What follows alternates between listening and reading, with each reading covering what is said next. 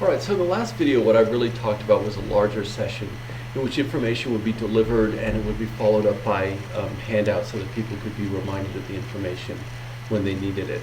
This should probably be no more than an hour to an hour and a half. It just keeps it at a manageable level. Now what we have here are hands-on sessions. These are things that people need to know how to do, and so they practice them. They should be in smaller so that people can get individualized help when they need it.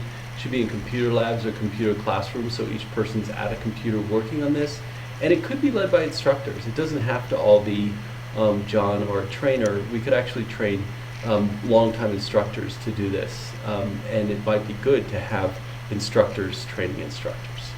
So these hands-on sessions would involve more how-to things. And so general things, how to access campus computers, how to get on, how to access the network drive, which is a good resource, obviously, because you can, take your files with you. The classroom computer resources, what's involved, having a projector and hopefully someday smart boards, things that they can use. And also, many of these things, and not just this, but other things will need how-to handouts. So we can't just show them, we can't just demonstrate it, but maybe give them a manual with screenshots, and this is what you do on this screen, and this is what you do on the next screen. And those are time-consuming to put together, but I think they can be really helpful and reused semester to semester. Obviously, Red Rocks Community College email, when to use it. Obviously it's for official things. They should have that for their students to use. And also remote access, how to get their email remotely, either on a computer or even on an iPhone or Android device. Online resources, whatever they might want to access on the website. The one thing that I saw that stuck out to me was the student code of conduct and incident reports, and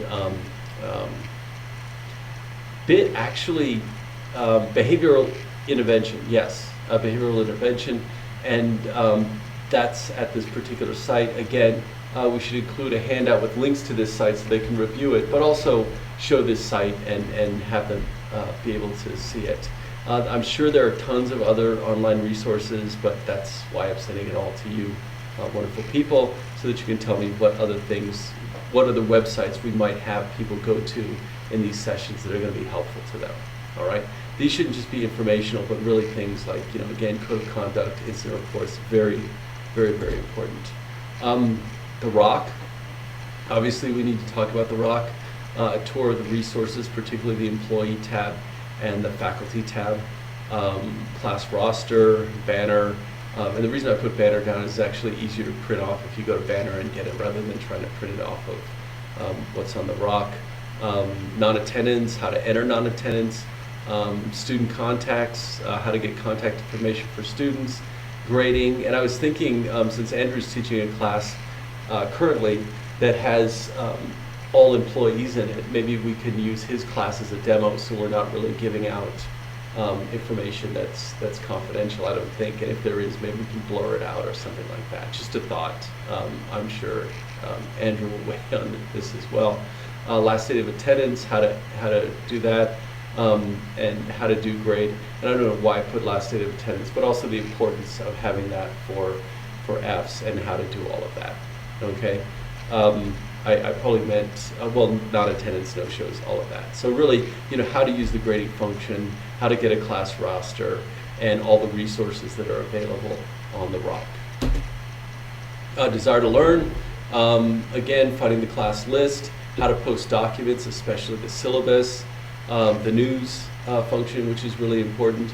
And I think just at least an overview of the gradebook. We probably want to follow that up with specific training on how to set up your gradebook, or maybe even individualized training, and then training opportunities for Desire to Learn. I think people should come away from this section at least knowing how to post documents on Desire to Learn, how to find their class list, and how to use the news function. Maybe also the email function, but we can talk about that. That might get too confusing to students if there's too many different ways to email us, but we're all confused, so it's good. All right, and that's really all I had for the hands-on session. So it's really what are the important things that people need to do, and have them actually go ahead and do it. All right, now the next section is going to be individualized modules for video training.